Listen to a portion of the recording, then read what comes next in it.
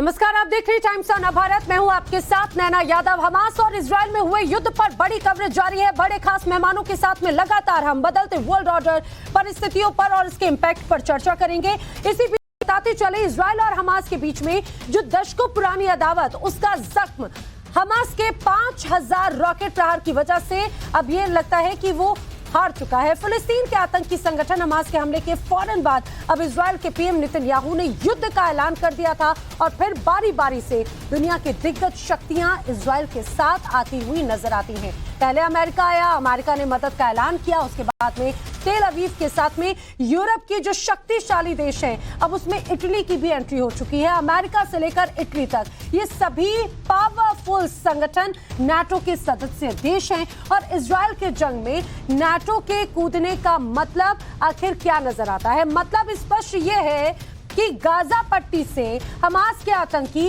अब जल्द ही साफ हो जाएंगे। आपको अगले 1 घंटे हम आपको विस्तार से बताएंगे इजरायल युद्ध में नाटो की पूरी प्लानिंग क्या है। खास मेहमान जो मेरे साथ में स्टूडियो में मौजूद हैं, मैं आपको बताते चलूं, मेरे साथ में स्टूडियो में इस दौरान चर्चा में रहेंगे। मेरे साथ में मौजूद रहेंगे retired major general SVP Singh साहब, डिफेंस एक्सपर्ट के तौर पर। रिटायर्ड कर्नल उत्कर्ष सिंह राठौर जी इस समय मेरे साथ में हैं। साथ ही साथ मेरे साथ जो retired air vice marshal PK Srivastava ji भी जुड़ेंगे एज अ डिफेंस एक्सपर्ट। चर्चा करेंगे, लेकिन उससे पहले जो बड़ी खबर है वो जान लीजिए। बड़ी खबर दरअसल ये है कि गाजा पट्टी पर इजरायली हमले का जो सबसे नया वीडियो है, उसमें साफ नजर आता है कि किस तरह से इजरायली फाइटर्स एक के बाद एक गाजा पट्टी पर अटैक कर रहे हैं। और इस अटैक की जो तस्वीरें हैं वो आप देखिए। गाजा पट्टी में हमास के कई ऐसे ठिकाने हैं जिन्हें पूरी तरह से ध्वस्त कर दिया है, कर दिया है। जिस तरह से अब इस पूरे युद्ध की एक अलग तस्वीर नजर आती है। हमास आतंकियों के ठिकानों पर बारूद बरसाया है। इजरायल के बम धमाकों की गूंज से पूरी तरह से गाजा पट्टी धर्राया हुआ है। तस्वीरों में हम आपको दिखा रहे हैं कि किस तरह से गाजा पट्टी में यहाँ पर बारूद की बरसात नजर आई। जैसे ही हमास ने अटैक किया था इजरायल पर, उसके बाद ही लगातार इजरायल की तरफ से एयर स्ट्राइक, रिटेलिएशन की तस्वीर एक एक करके जो सामने आ रही है, वो देखिए, वो दर्शाता है कि आखिर किस तरह से अब इजरायल ठान चुका है कि उसके अटैक का बदला इजरायल लेकर रहेगा।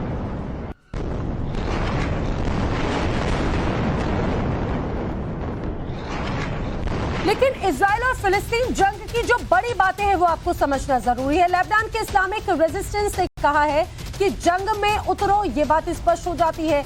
आखिर किस तरह से और खास हो जाता है, आप इस बात को समझिए। इजरायली सीमा पर हजारों हिजबुल्लाह आतंकी अब इकट्ठा हो चुके हैं, यानी ये एक अलग तरह की तस्वीर नजर आती है। तीसरी बड़ी बात यह है कि इजरायल के पीएम ने सिक्योरिटी असेसमेंट मीटिंग भी की है।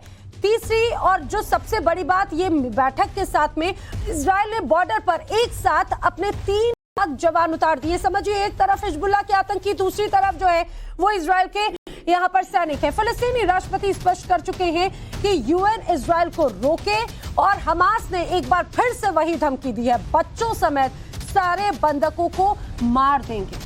इजरायल को नाटो देशों की मदद जो है साफ तौर से नजर आती है। इटली ने बाकायदा रिफ्यूलर भेजा है। 8वीं बड़ी बात अब तक ये कि हमास के समर्थन में तुर्की मस्जिद पर हमले बर्दाश्त नहीं होंगे, ये स्पष्ट इजरायल की तरफ से किया जा चुका है। सीरिया को सऊदी अरब ने सीधे सीधे चेतावनी दी है, जंग से दूर रहो।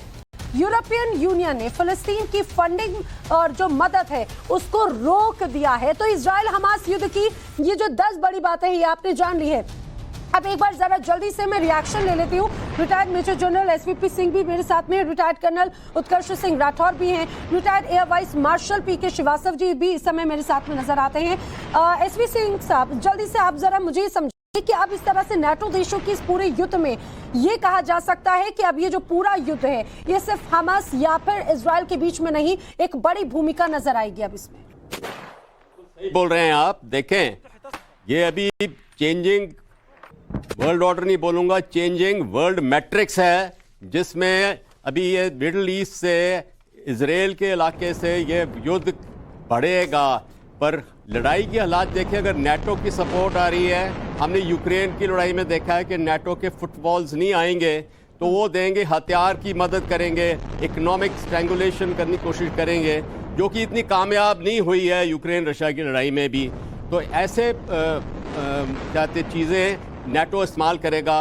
अमेरिका ने अपनी एयरक्राफ्ट कैरियर भेजा है मेडिटेरेनियन में, तो ऐसे धमकाएंगे जिससे कि सीरिया, लेबनान को उनको बोलें कि आप आगे युद्ध मत बढ़ाओ इजराइल के साथ। ये सबसे ज़रूरी बात है। दूसरा है कि आपने ये भी कवर किया था कि और प्राइम मिनिस्टर नेतन्याहू बोल रहे हैं कि गाजा स्ट्रिप को उन्होंने अभी बर्बाद कर दिया है, पर ऐसे मेरे विचार के मुताबिक नहीं है, क्योंकि अंडरग्राउंड टनल सुरंग और अंडरग्राउंड बहुत डीप उनके कंक्रीट साइलोज हैं, जिससे कि उनकी एक तरह की शहर बने हुए हैं और वहाँ पे कोई किसी प्रकार का अभी तक नुकसान नहीं हुआ है। और उसके लिए इजराइल को बंकर बस्टिंग बॉम्ब्स की ज़रूरत पड़ेगी और उनके पास हैं। और जब तक उनके पास एक्यूरेट इंटेलिजेंस अपने बांदियों के बारे नहीं पता लगेगा, होस्टेजेस के बारे, तो मैं समझता हूं उस समय वो रोक के रखेंगे इसका इस्तेमाल। जब उनको एक्यूरेट इंटेलिजेंस मिल जाएगी तो ये बंकर बस्टिंग बॉम्ब्स भी इस्तेमाल करेंगे। और उन्होंने GBU 72 अमेरिका का सबसे घातक बंकर बस्टिंग बॉम्ब है, वो उन्होंने इजराइल ने मांगा है अमेरिका से अर्जेंटली। सही, बहुत इंपॉर्टेंट बात है। मैं आगे उत्कर्ष जी से भी और श्रीवास्तव जी से भी समझने की कोशिश करूंगी कि अमेरिका की एंट्री, नाटो देशों की एंट्री, आखिर उसका किस तरह से प्रभाव आने वाले वक्त में नजर आता है। ये बड़ी कवरेज, बड़ी चर्चा लगातार जारी। बहुत छोटे से ब्रेक के लिए रुकेंगे। में दुनिया को एक तरह से चिंता में डालने वाली खबर यह है कि इजराइल हमास युद्ध में नाटो की एंट्री हो चुकी है। इजराइल को अब KC-46 रिफ्यूलर मिलने जा रहा है। इजराइल की मदद के लिए पहले ही हमने देखा था कि किस तरह से यूएस ने हाथ बढ़ाए थे। अब जो यूएस वॉरशिप है वो भी बहुत ही जल्द अब इस युद्ध में एक अहम भूमिका निभाता हुआ नजर आएगा। इजराइल को एक तरफ KC-46 रिफ्यूलर मिलेगा, इसके अलावा अब जो यूएस वॉरशिप है, यूएस कैरियर की भी तस्वीरें जो हैं वो जरूर नजर आ रही थी। और अब उससे ये स्पष्ट हो जाता है कि अब इस पूरे युद्ध का जो दायरा है वो बड़े स्तर पर नजर आएगा और यही अपने आप में एक बड़ा चिंता का विषय पूरी दुनिया के लिए जरूर नजर आता है। ऑल्दो अगर देखा जाए तो गाजा और खासतौर से इजराइल का ये जो पूरी टसल है बहुत पुरानी नजर आती है, तो इस तरह के युद्ध के लिए यहाँ की जनता हमेशा कहीं ना कहीं अपफ्रंट पर रेडी रहती है। लेकिन इस बार जो सबसे बड़ा ये युद्ध नजर आया वो अपने आप में बहुत ज्यादा चिंता का सबब है। एक तरफ एक मोर्चा हमने देखा रूस और यूक्रेन के बीच का, दूसरी तरफ एक और अहम मोर्चा युद्ध जो है वो नजर आ रहा है इजराइल के लिए। अपने आप में ये तस्वीरें हम आपको लगातार दिखा रहे हैं और ये भी बताते चले कि अब जिस तरह से चाहे बात इटली की हो, चाहे बात खासतौर से अमेरिका की हो, ये सभी वो देश जिस तरह से अब एंट्री कर रहे हैं, लेकिन आने वाले वक्त में हमने ये भी देखा था कि रूस और यूक्रेन के बीच में जब युद्ध हुआ तो काफी लंबा वक्त लग गया था अन्य देशों को एक तरह से ये कहा जाए कि अपना स्टैंड क्लियर करने में, या फिर एक तरह से समर्थन किस देश को करना है वो तस्वीर कहीं ना कहीं गाहे बगाहे नजर आ रही थी। लेकिन इस बीच इस युद्ध की जो तस्वीर है वो इससे काफी ज्यादा अलग है। यहाँ पर तस्वीरें नजर आती हैं, यहाँ पर सीधे सीधे सिविलियंस को टारगेट करना अपने आप में ये एक अलग तस्वीर को दर्शाती है। हमने देखा था कि हमास ने किस तरह से बर्बरता की विभत्स तस्वीरें नजर आई, लेकिन इसकी एक बैक हिस्ट्री 1948 से जरूर शुरू हो जाती है जो कहीं ना कहीं इसकी स्थिति को और भी ज्यादा एक अलग बदलती हुई नजर आती है। नेटो की एंट्री अगर हो रही है, आखिर हम ऐसा क्यों कह रहे हैं कि नेटो की एंट्री हो रही है, इसके पीछे की भी कई प्रमुख वजह है, जान लीजिए। दरअसल इजराइल को KC-46 रिफ्यूलर एयरक्राफ्ट दिया जा रहा है। बोइंग कंपनी का सबसे ताकतवर ये रिफ्यूलर माना जाता है और इस बात को समझिए, हवा में ही विमानों में ईंधन भरने में ये पूरी तरह से सक्षम है, यानी कि अगर युद्ध लंबा चलता है तो इसकी भूमिका बहुत अहम हो जाएगी। और अहम बात समझिए, जो लंबी दूरी तक है उसमें एयर स्ट्राइक में ये बहुत मददगार साबित होता है। 1200 गैलन प्रति मिनट की रफ्तार से रिफ्यूलिंग की इसकी क्षमता है और यही वजह है कि इस में इसकी भूमिका को बहुत अहम माना जा रहा है। इजराइल को KC-46 रिफ्यूलर एयरक्राफ्ट नाटो की मदद से अगर मिलती है तो ये स्पष्ट हो जाता है कि इस पूरे युद्ध में इजराइल के साथ में नाटो देशों की भूमिका बहुत खास नजर आती है। और उत्कर्ष जी, जरा जो हम चर्चा कर रहे थे इस बात को जरा समझाइए कि नाटो की एंट्री इस युद्ध को कैसे और अलग लेकर जाती है। एक तरफ कई देश एक तरह से पीस टॉक की बात करते हैं, लेकिन आपको लगता है कि जिस तरह से अभी कंडीशन है उसमें पीस टॉक की कहीं पर भूमिका नजर है? देखिए नैना, आपने सही कहा कि नेटो ने अपने पत्ते थोड़े जल्दी खोल दिए। इसके 2-3 कारण हो सकते हैं। एक तो कारण ये हो सकता है कि उन्हें पता है कि ये युद्ध बड़ा है और लंबा खींचेगा। आज नेटो इजराइल के साथ खड़ा नज़र आया है, तो आप कुछ देर में देखेंगे कि मुस्लिम इस्लामिक देश और बाकी कंट्रीज फ़लस्तीन के साथ खड़े नज़र आएंगे। अभी जैसे बात कर रहे हैं KC-46 रिफ्यूलर एयरक्राफ्ट जो आया है, इसके इजराइल के साइज को और जो बैटल एरिया है उसको देखते हुए रिफ्यूलर एयरक्राफ्ट की अभी फिलहाल में ज़रूरत नहीं है, क्योंकि इजराइल से उनके फाइटर एयरक्राफ्ट उड़ करके क्या गाजा पट्टी में जाते हैं या वेस्ट बैंक में जाते हैं। इस रिफ्यूलर एयरक्राफ्ट का मतलब क्या है? इस रिफ्यूलर एयरक्राफ्ट का मतलब ये है कि हवाई जहाज को मिड एयर में रिफ्यूल कर दो ताकि उसकी रेंज ईरान तक हो जाए जी। जो अच्छा। वो इसकी मतलब है। ये मैं नहीं कह रहा हूँ कि वहाँ अटैक होने वाला है, लेकिन एक संदेश जाता है। अभी आप अमेरिका का जो एयरक्राफ्ट कैरियर है USS जेरल्ड फोर्ड, सबसे आधुनिक एयरक्राफ्ट कैरियर है। कहने को मेडिटेरेनियन में एक्सरसाइज कर रहा था, उसको भी डायरेक्ट किया गया है। तो नेटो कहीं खड़ा दिख रहा है। इसके मतलब अब इस कॉन्फ्लिक्ट के अंदर लोग अपने आप को बताएंगे कि हम इजराइल के साथ हैं, हम फ़लस्तीन के साथ हैं, हम न्यूट्रल हैं। तो ये लड़ाई जो है अब लोकलाइज्ड नहीं रही, ये आगे बढ़ेगी और ये इसका कोई सोचे समाधान 4 हफ्ते में 6 हफ्ते में होने वाला है, वैसा दिखता नहीं। बिल्कुल। और सर, हमने ये भी देखा है कि इस पूरे जंग में जो बड़ा रूप है वो तो ऑफ कोर्स अब इसका होता हुआ नजर आता है। मैं पीके श्रीवास्तव जी से इसकी खासियत समझूं, लेकिन उसके पहले नाटो का जरा इस पूरे युद्ध में इन्वॉल्वमेंट इसे कैसे एक विशेष अलग बना देता है। दरअसल नाटो के 4 बड़े देश इजराइल की कैसे मदद कर रहे हैं, उस बात को जरा समझिए। अमेरिका की अगर बात करें तो अमेरिका ने इजराइल को सैन्य मदद भेजी है। भूमध्य सागर में यूएस वॉरशिप जो है वो तैनात हो चुका है। इजरायली बॉर्डर की सुरक्षा एक तरह से इसके माध्यम से की जाएगी। अब इसके बाद में अगर हम फ्रांस की बात करें, फ्रांस EU से एक तरह से फिलिस्तीनी मदद जो है वो रुकवाई है। हमास के खिलाफ निंदा प्रस्ताव फ्रांस की तरफ से लाया गया। अब इटली की बात समझिए। इटली ने मदद के लिए एक तरह से रिफ्यूलर विमान भेजा है, हमने वही उसकी चर्चा की। सैन्य मदद भेजने की भी तैयारी जो है वो पूरी तरह से इटली की है। अब ब्रिटेन की आप भूमिका समझिए। ब्रिटेन इजराइल के समर्थन में बयान देता है। सैन्य मदद को लेकर बाकायदा मीटिंग भी बुलाई गई है। इससे ये स्पष्ट हो जाता है कि ये सभी जो 4 बड़े बड़े देश हैं वो कैसे अब इजराइल को बहुत बड़ा सपोर्ट देते हुए नजर आ रहे हैं। पीके श्रीवास्तव साहब, लगातार हम जो बात कर रहे हैं KC-46 एयरक्राफ्ट, अभी क्या आपको लग रहा है कि इसकी मौजूदगी अगर यहाँ पर है, इसको इस पूरे युद्ध में शामिल किया जाता है तो वो सिर्फ और सिर्फ हमास और इजराइल के इस युद्ध के लिए है, या फिर इसके पीछे की कुछ और एक अलग पर्सपेक्टिव नजर आता है? सर, आपकी वॉइस नहीं आ रही है, अनम्यूट करना होगा जी। बात मैं जरूर कहना चाहूंगा, जो कर्नल साहब ने भी कही है, KC-46 रिफ्यूलर है, मिड एयर रिफ्यूलर है, उसकी आवश्यकता तभी पड़ेगी जब आपको अपने फाइटर एयरक्राफ्ट जो F-16 आपके पास हैं उनकी रेंज को बढ़ाना होगा। करंट जो रेडियस ऑफ बैटल है उसके लिए F-16 सफिशिएंट है, हमें उसकी रेंज को बढ़ाने की जरूरत नहीं है। इसका मतलब एक बात साफ होती है नैना, कि यहाँ पर जो मॉन्यूमेंटल इंटेलिजेंस फेलियर हुआ है वो सिर्फ इजराइल का नहीं है, वो नाटो का भी इंटेलिजेंस जो उनका आर्किटेक्चर है वो फेल किया है। इतना बड़ा अटैक हुआ और कोई भी खबर नहीं हुई। इस बात से अब जब उन्होंने अपने इंटेलिजेंस को गैदर किया होगा और उसको आर्किटेक्ट किया होगा, उसको उससे मीनिंगफुल इन्फ्रेंस निकाला होगा, तो उनको ये पता चला होगा कि ये कोई अटैक हमास का नहीं है या उनका कोई इमोशनल अटैक नहीं है। इसका मतलब वहां पर जो सुरंगें हैं, जो वहाँ टनल्स हैं, वहां पर महीनों का रसद, लड़ने की सामग्री, खाने की सामग्री अवेलेबल होगी, तो इस वॉर को एक्सटेंड करेगी। आपने यूक्रेन और रशिया वॉर में भी देखा था, जब टनल्स में वॉर घुस जाती है और जिस तरह का अर्बन स्ट्रक्चर वहां पर है, डेंस, वहां पर लड़ाई लड़ना बहुत ही मुश्किल होगा।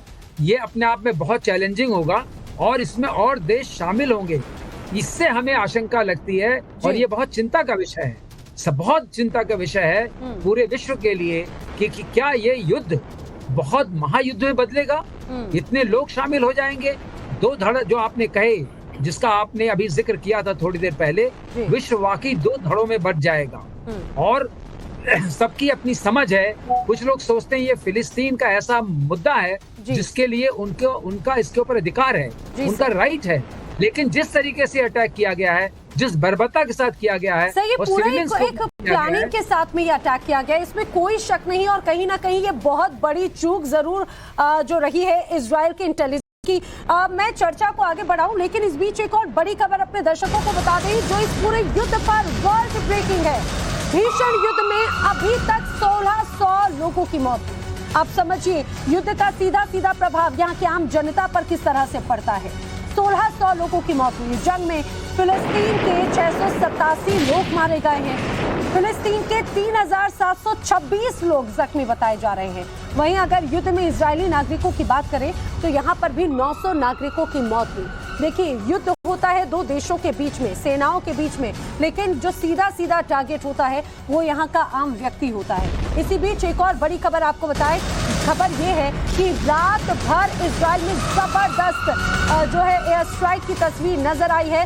इजराइल ने एक बार फिर से गाजा पट्टी पर अटैक किया। हमास के 200 से ज्यादा टारगेट को निशाना बनाया गया है। इजराइली एयरफोर्स ने हमास के ठिकाने तबाह कर दिए हैं। अभी तक जिस तरह से पूरे की तस्वीर नजर आई है, मैं चाहूंगी एसवीपी सिंह सर और उत्कर्ष सर, आप दोनों इस बात को जरूर मुझे एक एक करके समझाइएगा। जिस तरह से लगातार युद्ध की एक अलग तस्वीर है, आप जैसे उत्कर्ष सर भी बता रहे थे कि 1948 से कहीं ना कहीं इसका बैकग्राउंड जो है वो नींव वहीं पर है जो इसका इम्पैक्ट आज नजर आया। देखिए नायना, ये जो युद्ध है और ये जो इश्यू है फिलिस्तीन का, ये 100 साल से ज्यादा पुराना है। बेल्फोर डिक्लेरेशन हुई थी, जो फॉरेन सेक्रेटरी थे यूके के, उन्होंने बनाया था। और रॉट्सफील्ड था ज्यूइश कम्युनिटी का, वहाँ का हेड था।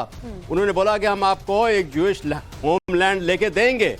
और इसलिए 1948 मई में इजराइल का देश पैदा हुआ था यूएन सिक्योरिटी काउंसिल के हुक्म के मुताबिक। अभी क्या है कि ये जो मुद्दा था फिलिस्तीन का कि उनके पास एक होमलैंड होना चाहिए, उसको दो हिस्से से टूटा हुआ बना दिया, वेस्ट बैंक और गाजा स्ट्रिप। वो फिलिस्तीनी को नहीं मंजूर रहा। अच्छा, दूसरा है कि ये जो जितना कुछ विश्व में हो रहा है, geo strategic geo political movement हो रही है, उसमें फिलिस्तीन कॉज बिल्कुल ही छुप गया था, वो पीछे हो गया। इसको बोलते हैं बैक बर्नर में पड़ गया था। और इजराइल और सऊदी अरेबिया के बीच में भी अमेरिका दोस्ताना बनानी चाह रहा था। तो इन्होंने अभी हमास, ये फिलिस्तीन लोगों ने बोला है कि हम विश्व में ये अपना इशू सामने पेश करें। और ये सबसे बड़ा मुद्दा अभी आ गया है विश्व में। जो स्ट्रैटेजिक पॉलिटिक्स के अंदर ये बहुत बड़ा रहेगा। सेंटर ऑफ ग्रेविटी अभी मिडिल ईस्ट और वेस्ट एशिया में होएगी, यूक्रेन से शिफ्ट हो जाएगी। और दूसरी साइड में एक और जगह हॉट बेड है, हॉट स्पॉट है ताइवान। तो विश्व अभी सिर्फ एक लड़ाई, आक्रमण, वर्ल्ड एट वॉर वाला बिल्कुल सर, ये बात आपने पहले भी कही कि वर्ल्ड ऑर्डर नहीं बल्कि एक अलग तस्वीर जरूर बन रही है। उत्कर्ष सर, जरा आप भी इस बात को जरा समझाने की कोशिश कीजिए। और जो आप मुझे समझा रहे थे कि ये तो थर्ड जनरेशन है, अगर बार बार ये कहा जा रहा है कि हमास को पूरा खत्म कर देंगे, गाजा पट्टी को पूरा खत्म कर देंगे, तो ऐसा संभव है क्या? देखिए, जो आप बता रही नैना वो सही बात है। 1948 से फ़लस्तीनी जो हैं वो इज़राइल के साथ उनकी लड़ाई चल रही है। तो ये तीसरी जनरेशन है and they are all battle hardened. पहली बात, वो इंडोक्ट्रिनेटेड हैं, मोटिवेटेड हैं और बैटल हार्डन्ड है। तो गाजा पट्टी में बम गिराने से अगर गाजा पट्टी कब्जे में आती तो इजराइल जाने कब ले लेता।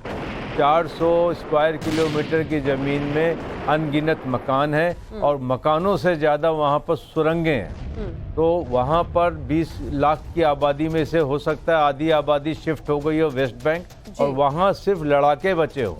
तो ये एक बहुत ही स्लो प्रोसेस होने वाला है।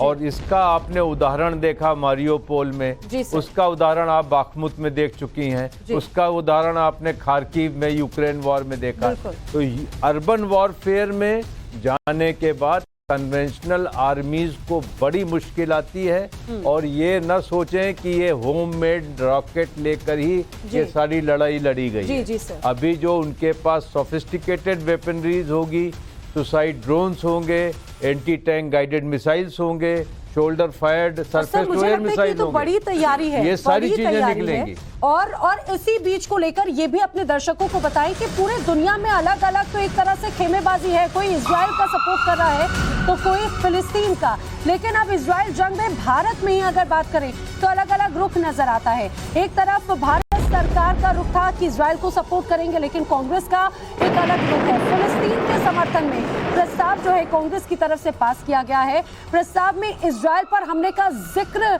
नहीं किया गया, लेकिन शनिवार को हमास हमले की निंदा जरूर की। लेकिन एक दिन बाद ये कहा गया कि प्रस्ताव पास कर दिया है जो हमास के हमले के समर्थन में नजर आता है। सर आप कुछ कह रहे हैं? देखिए, भारत के अंदर फिलिस्तीन और इजराइल का जो पोस्चरिंग होता है वो अधिकतर लोगों को इसके बारे में जानकारी नहीं है, और 2024 का इलेक्शन देख करके मुस्लिम वोट्स के लिए किया जाता है। ये सारी चीजें पोस्चरिंग से है। इजराइल ने भारत का हमेशा मदद की है।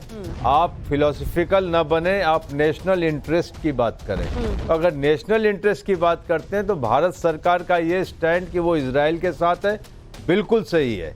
आपकी पूरी डिफेंस रिक्वायरमेंट इजराइल पूरी करता है। तो 2024 और होम कॉन्स्टिट्यूएंसी में आप मुस्लिम वोट्स को टारगेट कर रहे हैं, वो आपकी मर्जी है, लेकिन वैसे कोई लोकस स्टैंडाई नहीं बनती है।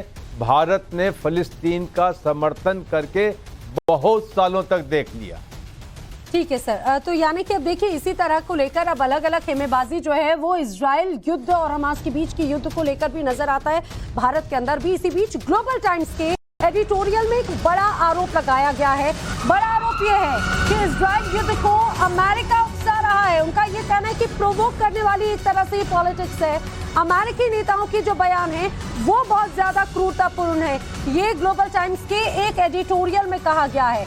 अमेरिका ने फिलिस्तीन मुद्दे को अनदेखा किया, ये बात कही गई। चीन की सरकार का एक तरह से ग्लोबल टाइम्स मुखपत्र है, हम सभी जानते हैं, और हमने ये भी देखा है कि किस तरह से यहाँ पर चीन की भूमिका पर भी कहीं ना कहीं सवाल जरूर खड़े होते हैं। अब अमेरिका को सीधे सीधे टारगेट किया गया है। अमेरिका को एक तरह से फिलिस्तीन को नजरअंदाज करने की बात कही है। यानी आप ये समझे कि इस पूरे युद्ध में जो हमास है उसके एक तरह से अप्रत्यक्ष तौर पर समर्थन में ये कहा जाए कि वो चीन नजर आता है। बड़ी खबर, बड़ी कवरेज लगातार जारी है। लगातार टाइम्स ऑन भारत पल पल के अपडेट हम आप तक पहुंचा रहे हैं। सर आप लोग हमारे साथ में जुड़े इस में आप तीनों का ही बहुत बहुत शुक्रिया। एक बहुत छोटे से ब्रेक के लिए जल्द हाजिर हूं।